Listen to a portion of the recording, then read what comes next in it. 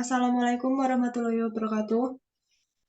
Di sini kami akan menjelaskan tentang sampling audit dalam pengujian substantif yang bersumber dari buku William C. Boynton dan Raymond yang berjudul Modern Auditing edisi ke-8.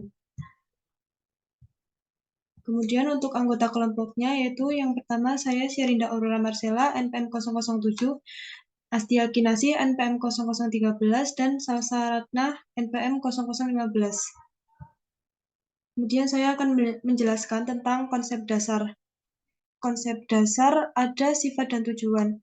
Untuk rencana sampling pengujian substantif dapat dirancang untuk yang pertama memperoleh bukti bahwa saldo akun tidak mengandung salah saji yang material, misalnya nilai buku piutang usaha.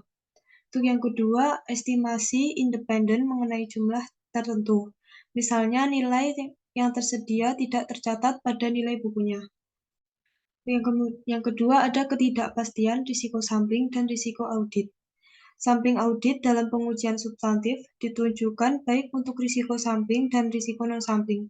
Risiko sampling yang berkaitan dengan pengujian substantif adalah risiko kesalahan penerima yang sering disebut sebagai risiko beta, yaitu risiko bahwa sampel yang mendukung kesimpulan bahwa saldo akun yang dicatat tidak salah saji secara material ketika sebenarnya saldo akun tersebut salah saji secara material.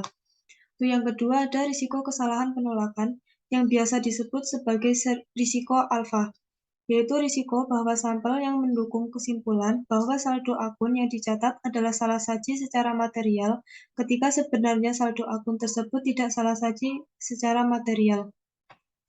Untuk konsep dasar yang tiga ada pendekatan sampling statistik. Dua pendekatan sampling statistik dapat digunakan oleh auditor dalam pengujian substantif. Yang pertama ada sampling PPS atau probability proportional to size. Yang kedua ada sampling variabel klasik atau classical variable sampling. Perbedaan utama antara kedua pendekatan tersebut adalah bahwa sampling PPS didasarkan pada teori sampling atribut, sedangkan sampling variabel klasik didasarkan pada teori kontribusi normal. Kemudian untuk slide selanjutnya akan dijelaskan oleh teman saya. Terima kasih. Baik, selanjutnya saya akan melanjutkan presentasi tentang sampling PPS probability proportional to size. Yang pertama rencana sampling, yaitu ada menentukan tujuan rencana, menetapkan populasi dan unit sampling, menentukan ukuran sampel, menentukan metode pilihan sampel, melaksanakan rencana sampel, dan mengevaluasi hasil sampel. Menentukan tujuan rencana yaitu tujuan rencana sampling PPS pada umumnya adalah untuk memperoleh bukti bahwa saldo akun yang dicatat tidak salah saji secara material. Asersi laporan keuangan tertentu yang mempengaruhi bukti sampel yang dipakai tergantung pada prosedur audit yang dipakai untuk ikut sampel tersebut. Yang kedua yaitu menetapkan populasi dan unit sampling. Populasi terdiri dari kelompok transaksi atau saldo akun yang diuji. Untuk setiap populasi, auditor harus memutuskan apakah seluruh item tersebut akan diikutkan. Unit sampling dalam sampling PPS adalah dolar itu sendiri dan populasinya adalah jumlah dolar yang sama dengan jumlah total dolar pada populasi tersebut. Yang ketiga, menentukan ukuran sampel.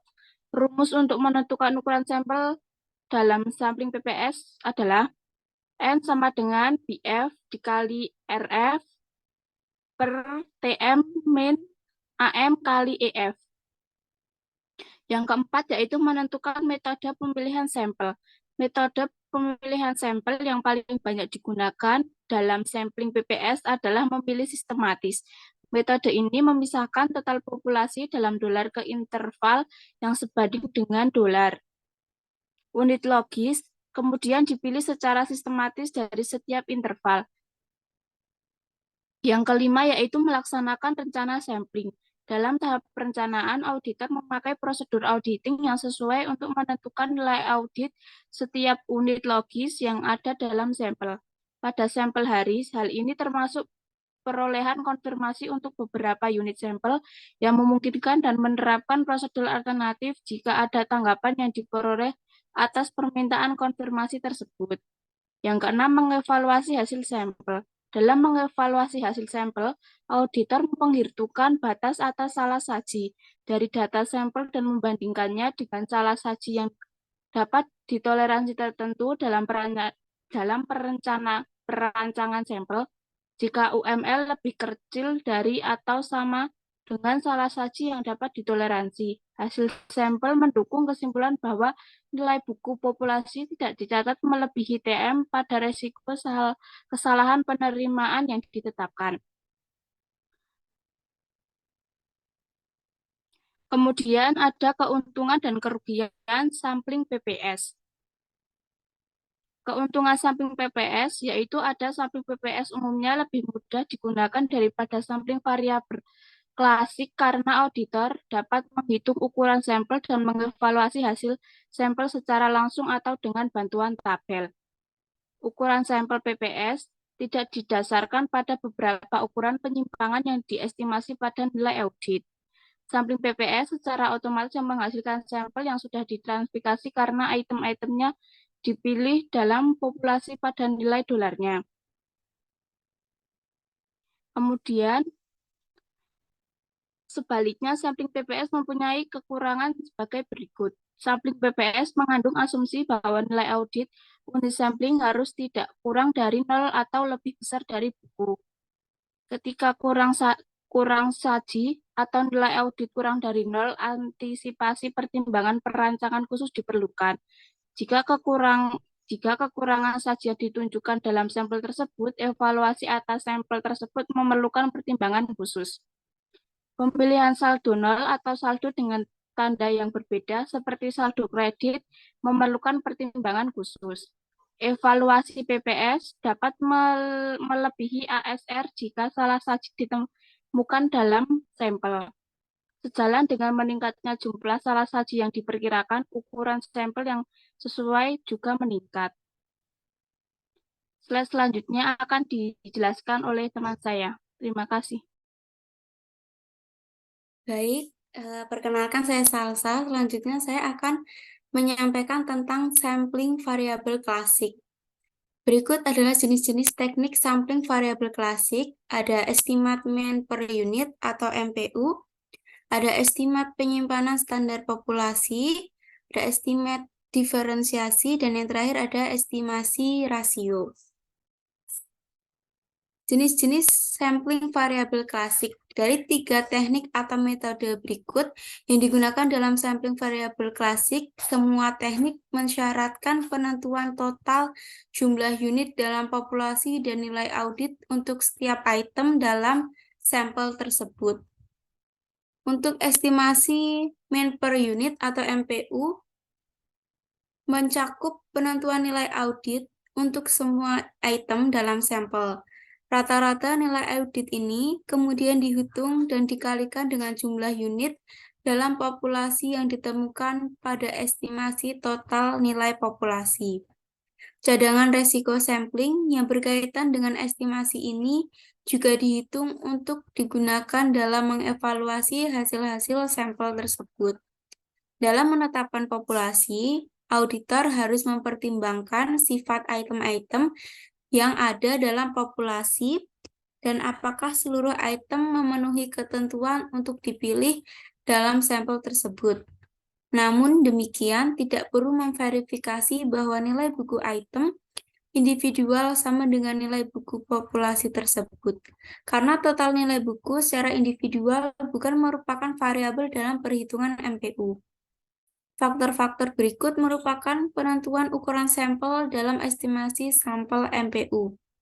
Yang pertama, ada ukuran populasi atau jumlah unit estimasi penyimpangan harus standar populasi. Yang kedua, salah saji yang dapat ditoleransi resiko kesalahan oleh penolakan. Yang ketiga, ada resiko kesalahan penerimaan. Dan yang terakhir ada cadangan resiko sampling yang direncanakan. Lalu selanjutnya ada estimasi penyimpangan standar populasi. Dalam estimasi MPU, ukuran sampel diperlukan untuk mencapai tujuan statistik yang ditetapkan yang dikaitkan secara langsung dengan variabilitas nilai-nilai pada item populasi. Ukuran variabilitas yang digunakan adalah penyimpangan standar. Oleh karena itu, nilai audit tidak ditemukan untuk setiap item populasi. Maka, penyimpangan standar nilai audit untuk item-item dalam sampel dapat digunakan sebagai estimasi penyimpangan standar populasi. Berikutnya ada estimasi diferensiasi. Dalam sampling estimasi diferensiasi, perbedaan dihitung untuk setiap item sampel dari nilai audit item tersebut dikurangi oleh nilai bukunya. Rata-rata perbedaan ini kemudian digunakan untuk memperoleh estimasi nilai total, populasi, dan variabilitas. Perbedaan digunakan untuk menentukan cadangan resiko sampling yang tercapai. 3 kondisi berikut diperlukan dalam penggunaan teknik ini. Yang pertama ada nilai buku setiap item populasi harus diketahui terlebih dahulu. Yang kedua, ada total nilai buku populasi harus diketahui dan sesuai dengan jumlah nilai buku item-item secara individual. Yang terakhir, terdapat perbedaan yang besar antara nilai audit dan nilai buku yang telah diperkirakan. Selanjutnya, ada estimasi rasio. Dalam sampling estimasi rasio, pertama, auditor menentukan nilai audit untuk setiap item dalam sampel. Berikutnya, rasio dihitung dengan membagi jumlah nilai audit dengan jumlah nilai buku untuk item sampel tersebut. Rasio ini dikalikan dengan total nilai buku untuk mendapatkan estimasi nilai populasi total. Cadangan resiko sampling kemudian dihitung berdasarkan variabilitas rasio nilai audit atau nilai buku untuk item secara individual. Lalu ada kelebihan dan kekurangan sampling variabel klasik. Setelah 3 teknik sampling variabel klasik sudah dijelaskan tadi, kita dapat mengevaluasi pendekatan statistik ini. Audit sampling guide mengidentifikasi beberapa kelebihan dan kekurangan sampling variabel klasik. Kelebihannya yakni yang pertama, sampel-sampel lebih mudah untuk diperluas daripada sampel PPS jika diperlukan.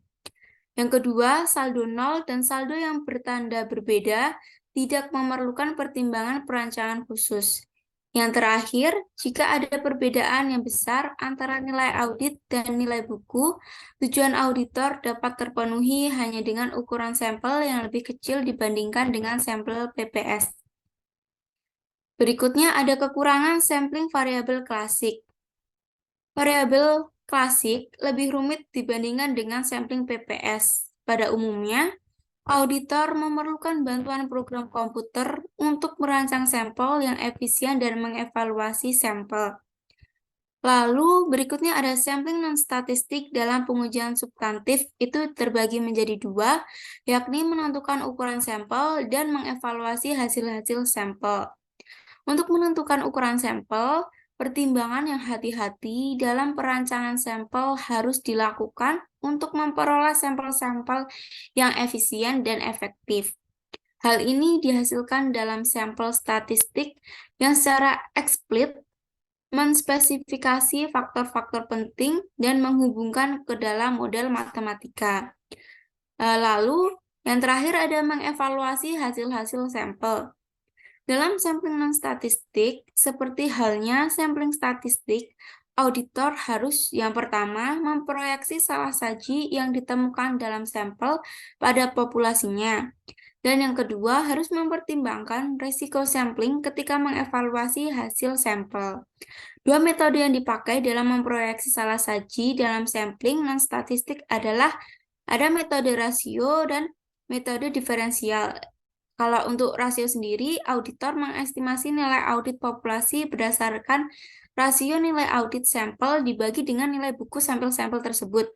Kalau yang metode diferensial, Auditor harus mengestimasi nilai audit populasi dengan menambah atau mengurangi proyeksi diferensiasi antara nilai audit dan nilai buku dari populasi.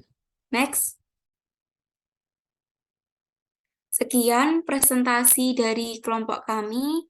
Apabila ada kesalahan dalam pengucapan atau kekurangan dalam penyampaian, kami mengucapkan mohon maaf yang sebesar-besarnya. Billahi taufiq wal hidayah. Wassalamualaikum warahmatullahi wabarakatuh.